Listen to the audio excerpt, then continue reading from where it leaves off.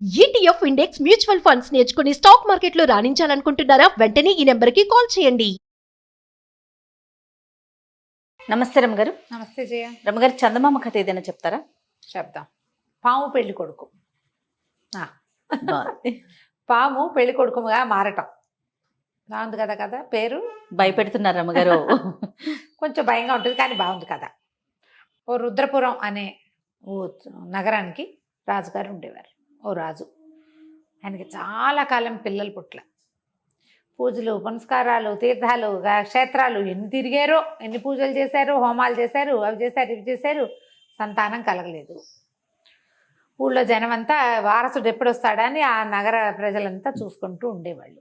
అయితే రాజుగారి భార్య ఎప్పుడు దిగాలుగా ఉండేదిట, పిల్లలు కలగలేదని. ఆ దేశంలో రాజుగారు ద్వితీయ వివాహం చేసుకునే విధానం లేదు, లేకపోతే ఇంకో పెళ్లి చేసి పారేసేవాళ్ళే. అదే కదా, అక్కడ అది లేదు. ఈవిడ ఇలా దిగులుగా ఉండి ఒకరోజు ఏమైందట, ఉద్యానవనంలో ఒక్కతే ఒంటరిగా దిగులుగా మధ్య మధ్యలో కళ్ళనీళ్ళు పెట్టుకుంటూ తిరుగుతుంటే ఒక ఎండిపోయిన చెట్టు కింద, ఎండుగా ఉన్న చెట్టు కింద ఒక ముసిలి మామ కూర్చుందిట. బోసిపళ్ళు, పళ్ళు కూడా లేవు, మహాముసలిది ఆ చెట్టు కింద కూర్చునుంది. ఈవిడిని చూసి అడిగింది, ఏమమ్మా అంత దిగులుగా ఉన్నావు అంటే, ఈవిడ తన గోడంతా వెళ్ళపోసుకుంది. ఏం చేయను, సంతానం లేదు, ఎన్ని పూజలు చేసాం, ఆ ఊరు వెళ్ళాం, ఈ ఊరు వెళ్ళాం, గుడికి మొక్కాం, గోపురానికి మొక్కాం, సంతానం కలగలేదు.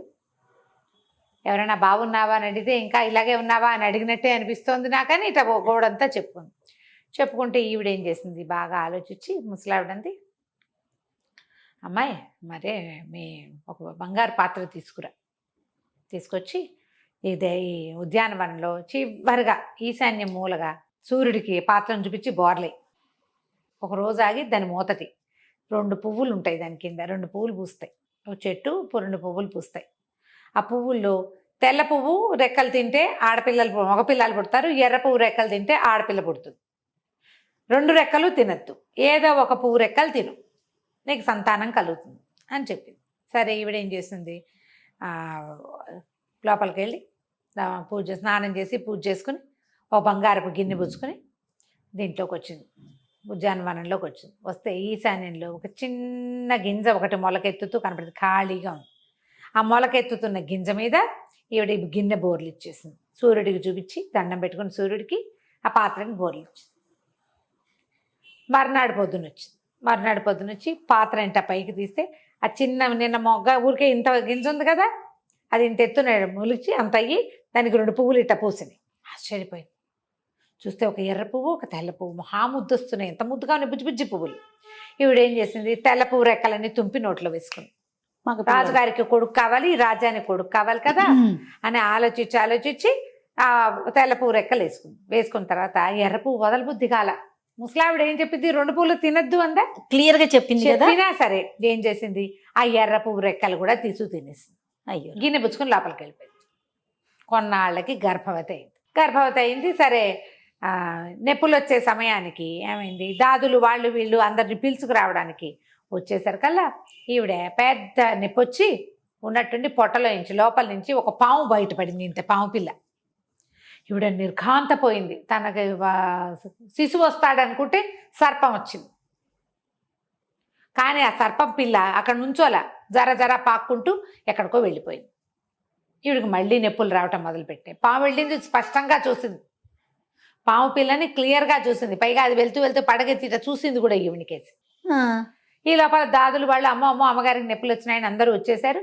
వచ్చాక ఈవిడికి ఒక బంగారపు పనస తొనలాంటి పిల్లవాడు ఒకడు కలిగాడు. రాణిగారికి ఒక్క పిల్లాడే కలిగాడని వాళ్ళంతా నమ్మారు. అంతేగాని ముందే రక్తస్రావం అయిందని ఒక పాము వచ్చింది బయటికి ఎవ్వరూ చూడలే. రాణిగారు చూసింది కానీ కిక్కురు మనల. పిల్లాడిని అపురూపంగా పెంచారు. చక్కగా పండులా ఉండేవాడు, అన్ని విద్యలు నేర్చుకున్నాడు, మహాబుద్ధిమంతుడు. రాజ్యంలో అందరూ సంతోషించారు. బోళ్ళని పండగలు, పబ్బాలు, వ్యవహారాలు చాలా చేశారు. ఉత్సవాలు చాలా జరుపుకున్నారు, ఎంతో సంతోషంగా చేసుకున్నారు. కొన్నాళ్ళకి పిల్లవాడు పెద్దవాడయ్యాడు. ఓ 19, 20 ఏళ్ళు, 22 వచ్చినాక ఏమనుకున్నారు, రాజకుమారుడికి పెళ్లి చేయాలి అన్నారు. ఆ రాజ్యంలో అలా తొందరగానే పెళ్ళిళ్ళు.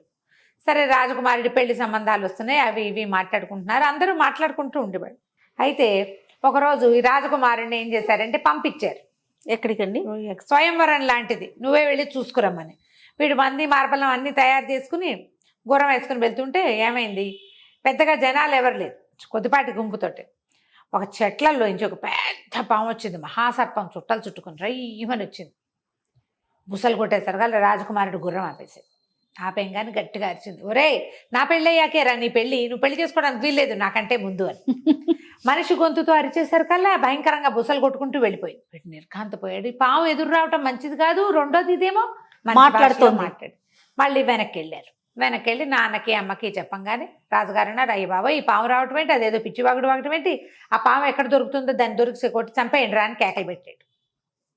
పెట్టేసరికి రాణిగారు నిర్ఘాంతం హడిలిపోయింది. వద్దండి వద్దండి ఉండండి, వాడు మన కొడుకేనో ఏమోనండి అని మొట్టమొదటి తన ముసలమ్మని చూసినప్పుడు బోసినోటి ముసలమ్మ ఆవిడ చెప్పిన తీర్పు, ఆ గింజ మొలకెత్తి 2 పువ్వులు రావడం, తనేమో 2 పువ్వులు తినేయటం, తనకి డెలివరీలో ముందు ఒక పాము పిల్ల పొట్టలో నుంచి బయటపడటం చెప్పి రాజుగారికి చెప్పేసింది. ఇప్పటిదాకా అవసరం లేదని నేను చెప్పలేదండి, ఇట్లా జరిగింది, ఆ పాము మన పెద్దవాడేమోనండి, పోనీ వాడికే పెళ్లి చేద్దాం, వాడు ఎక్కడ కనపడ్డాడో అక్కడికి వెళ్ళి నీకు పెళ్లి చేస్తాను రమ్మని పిలుద్దామని.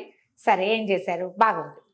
రాజుగారు ఏం చేశాడు, ఇది ఎక్కడ కర్మరా దేవుడా అనుకుని పావుకిచ్చి పెళ్లి చేస్తామంటే ఒప్పుకుంటారా ఎవరైనా, సరే ఏదో చేద్దామని కొంచెం దూర ప్రాంతం నుంచి ఒక రాజుగారి అమ్మాయికి కబురు చేశారు. ఫోన్లు లేవుగా, ఉత్తరం రాశారు, మీ అమ్మాయిని ఫోటోలు పంపించారు కదా, మీ పిల్ల మాకు బాగా నచ్చింది, మీ పిల్లని పంపిస్తే మేము పెళ్లి చేసుకుంటాము అని. సరే ఆ రోజుల్లో ఏం చేసేవాళ్ళు, కత్తి పంపించి బాస్కం కట్టించి పెళ్లి చేసేవారు. కత్తి పంపించారు వీళ్ళు, పెళ్ళైపోయినట్టే, కత్తికి బాస్కం కట్టడమే పద్ధతి. బాస్కం కట్టి ఆ కత్తితోటి పెళ్లి చేస్తారు.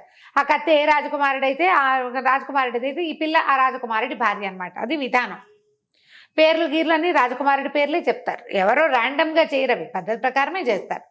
సరే కత్తికి బాస్కం కట్టించి పంపించి మా అబ్బాయికి పెళ్ళి అన్నారు. సరే ఓం అని పెళ్లి చేసేసారు వాళ్ళు. నాగరాజు ఏదో పేరు చెప్పారు, పిల్లని పంపారు. పంపిస్తే సరే ఏమైంది, పావుకి ముందే అడ్వర్టైజ్మెంట్ అంతా చేశారు వీళ్ళు, నీ పెళ్ళి ఫలానా రాజకుమార్తె, నువ్వు వచ్చేసి అంతఃపురంలో ఉండు, నీ భార్యతో పాటు ఉండు కానీ అని సర్పాన్ని పిలిచారు. ఆ పాము వచ్చి కూర్చుంది. ఈ పిల్లని మొదటి రోజు రాత్రి గదిలోకి పంపించారు. తెల్లవారేసరికి ఆ పిల్ల బట్టలు అక్కడ పడి ఉన్నాయి, పిల్ల లేదు. ఆ పాము ఆ పిల్లని బట్టలు వదిలేసి పిల్లని మింగేసి వెళ్ళిపోయింది. బాగుంది. నేను చేయాలి, హాహాకారాలు చేశారు కానీ చేసేది ఏం లేదు. ఆ పావును వీళ్ళు చేయగలిగేది లేదు, అదేమో పెద్ద కుమారుడు అయిపోయింది. అక్కడి నుంచి కొన్ని రోజులు గడిచాయి. మళ్ళీ 1 సంవత్సరం 8 నెలలు 10 నెలలు గడిచేది, ఏడాది ఇంచుమించుగా గడిచేసరికి చిన్న అబ్బాయి పెళ్ళి అన్నారు జనం అంతా. మళ్ళీ మనవాడి చిన్న మంది వార్బలం వేసుకుని బయలుదేరాడు. చిన్న రాకుమారుడు బయలుదేరేసరికల్లా ఆ అబ్బాయి సర్పం కనబడింది, బుసలు కొట్టుకుంటూ వచ్చి, ఒరే నాకు పెళ్లి కాకుండా నువ్వు చేసుకుంటావురా అని మళ్ళీ అరిచేసరికల్లా ఏం చేయాలి, ప్రచారం అయిపోయింది, ఊరంతా తెలిసిపోయింది. చెలికత్తలు వాళ్ళు ఊరుకుంటారమ్మా, అదే కదా, రాజకుమార్తెని మింగేస్తే వాళ్ళు ఊరుకోరు, చెప్పుకుంటారు కదా. పైగా ఇదిగో పులంటే అదిగో మేక తోక అంటారు, మేకో తోకో ఏదో ఒకటి వస్తుంది కదా. అక్కడి నుంచి ఏం చేశారు, ఊరంతా చాటింపేశారు. రాజుగారు రాజకుమారుడికి పెళ్ళి అన్నారు, కానీ ఎలా అడగాలో తెలియలే. సరే ఈయన ఆలోచించి ఏ రాజకుమార్తెనైనా తెస్తే ఆ కుమార్తెని పొట్టం పెట్టుకోవటమే మనం.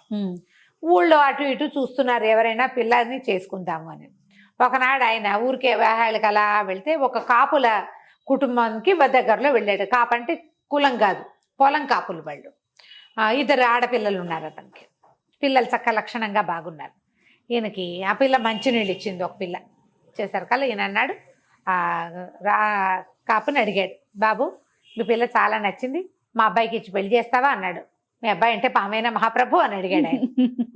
అడిగేసరికల్లా రాజుగారు అవును అన్నాడు. అంటే పిల్లని చంపేసుకోమంటారా, పిల్ల పెళ్లి కాకపోయినా పర్వాలా, పెళ్ళిడు వచ్చిన పిల్లలే కాకపోయినా పర్వాలేదు, గంటకు తగ్గ పొంత ఎవరినో చూస్తానండి, రాజకుమారుడికి ఇస్తే మాత్రం పిల్లని మింగేశాక దానికి మీరు ఇచ్చే భరణాన్ని నేనేం చేసుకోను, పిల్ల ఉండదు కదా నాకు, నేను చేయను అన్నాడు. అనేసరికల్లా రాజుకు కోపం వచ్చేసింది. హడితేరి అట్లా కుదరదు, మీ పిల్లని మా కుమారుడి కోసం వరించాం, అంతే సంగతులు, పెళ్లి ఖాయం అన్నాడు. ఇంకేం చేస్తాడు కాపు, దేశం వదిలిపెట్టి పారిపోలేరు, వాళ్ళకి ఏవో 2-3 ఎకరాల పొలం ఉంది, ఓ 10 ఎకరాలకి కాపలా ఉండి సంపాదించుకుంటారు. ఇక చేసేదేం లేదు కదా, వాళ్ళ ఏడ్చారు తల్లి పిల్ల, ఇక చేయగలిగేది ఏమీ లేదు. అయితే ఈ పిల్ల దీనంగా బికమొహం వేసుకుని ఒక పార్క్ వైపుకి అటా నడుచుకుంటూ పోయింది.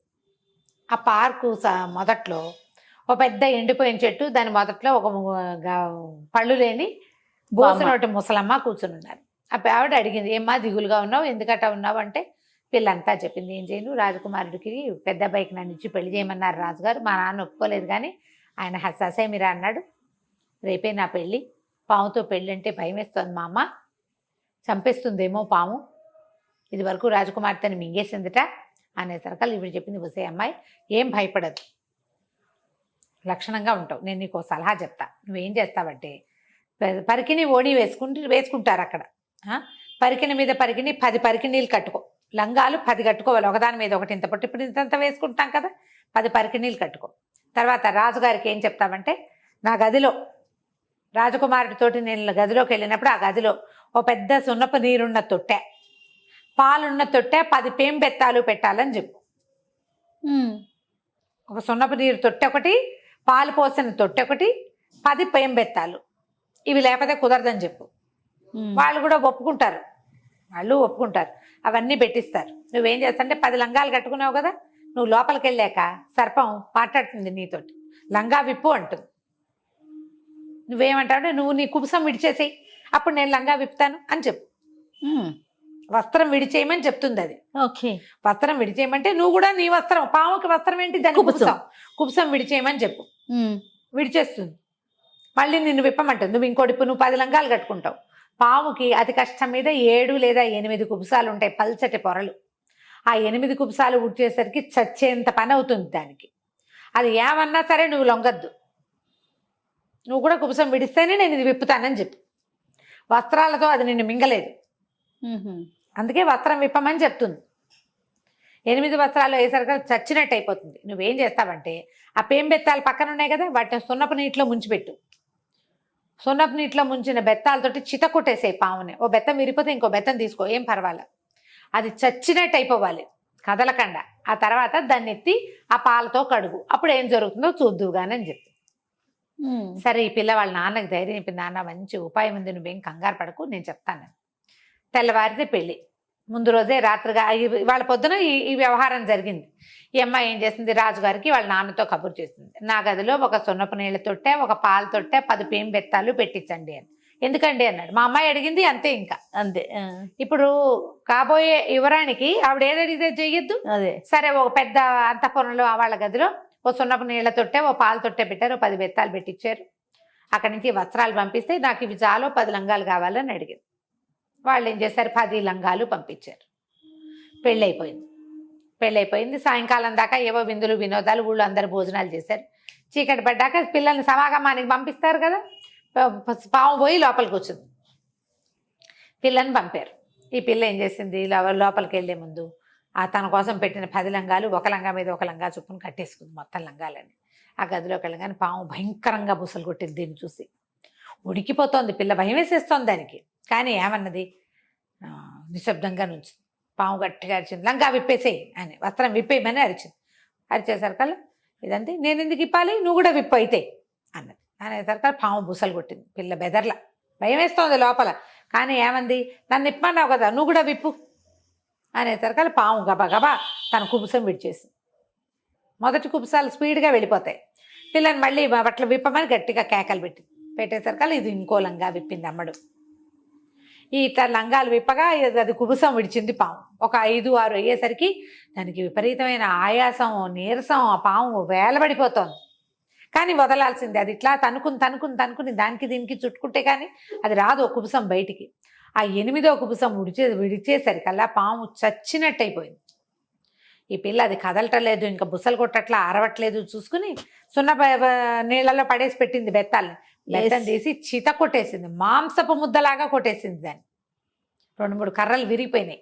అక్కడి నుంచి ఏం చేసింది, మొత్తం ఇది కదలటలేదు, ఇక లేదు, ఈ ముద్దలాగా ఉంది, దాన్ని మొత్తం ఇట్లా పోగు చేసి తీసుకెళ్ళి ఆ పాలు దాంట్లో పడేసి కడగబోయింది. ఇట్లా గట్టిగా కడిగేసేసరికల్లా ఇది చేతులు పెట్టి చేయి యువతలకి తీసేసరికల్లా అని ఆవలిస్తూ అందులోంచి ఒక రాజకుమారుడు లేచి కూర్చున్నాడు. చిన్న గోచి ఉంది బడి బంటి మీద, ఇంకేం లేదు. ఒళ్ళు విరుచుకుని లేచి అందులోంచి దిగాడు. ఆ పాల తొట్టిలో నుంచి దిగంగానే అమ్మాయి ఏం చేసింది, అక్కడ ఉన్న తువ్వాలేదో చూసి ఓ తువ్వాలు అతన్నాడు, ఊళ్ళంతా పాల తుడిచేసింది. వెళ్ళిపోయి మంచం మీద పడుకొని నిద్రపోయాడు. ఆవలించుకుంటూ వచ్చాడు, నిద్రపోయాడు. మర్నాడు పొద్దున రాజుగారు వాళ్ళంతా వచ్చారు. ఇంకేముంది, కోడలు చచ్చేపోతుంది వీళ్ళకి తెలుసు పాపం. తలుపు తీసేసరికల్లా ఏముంది, అమ్మాయి ఓ పక్కన చక్కగా హాయిగా నిద్రపోతోంది. ఈ మంచం మీద ఒక పొడుగ్గా ఉన్న తెల్లగా ఉన్న ఒక రాజకుమారుడు పడుకుని ఉన్నాడు. వాడు డిట్టో వీళ్ళ దగ్గర ఉన్న వాడిలాగానే ఉన్నాడు. అందరూ ఆశ్చర్యపోయారు. రాజుగారు రాణిగారు చాలా సంతోషించారు. కుర్రాడిని నిద్ర లేపితే అమ్మ నాన్న తమ్ముడు అని మామూలుగానే ఉన్నాడు. వాడికి ఇవన్నీ తెలుసు. ఆ సర్పరూపంలో అక్కడక్కడే తిరుగుతూ ఉండేవాడు. వాడికి చెలికత్తెలు తెలుసు, దాసదాసిగణం తెలుసు, సైనికులు తెలుసు, ఇత్తన పెళ్ళామని తెలుసు. అక్కడి నుంచి రాజకుమారుడికి చక్కగా జలకాలు ఆడిచ్చారు, మంచి వస్త్రాలు కట్టబెట్టారు. వాడి శాప విమోచనం అయిపోయింది. ఆ ముసలమ్మ వద్దన్నందుకు చేసినందుకు వాడికి ఈ పని అయిందనమాట. అవునవును. అక్కడి నుంచి రాజుగారు చిన్న అబ్బాయి అన్నాడు, నాన్న ఎంత పని చేసింది వదిన, చూడు మన అన్నయ్యని మనకి సజావుగా సర్పరూపంలో ఉన్నవాడిని మనిషిని చేసింది. ఇంతకంటే గొప్ప భార్యను నేను ఎక్కడ తెచ్చుకోగలుగుతాను? వీళ్ళ చెల్లెల్ని నేను కూడా పెళ్లి చేసుకుంటా. కాపు అమ్మాయే మనకి రాజకుమార్తెలు అక్కర్లేదని ఆ కాపుగారి రెండో కూతుర్ని రెండో రాజకుమారుడు పెళ్లి చేసుకున్నాడు. కథ కంచికి మనం ఇంటికి. చాలా బాగుంది రమ్మగారు. నమస్తే. నమస్తే జయ.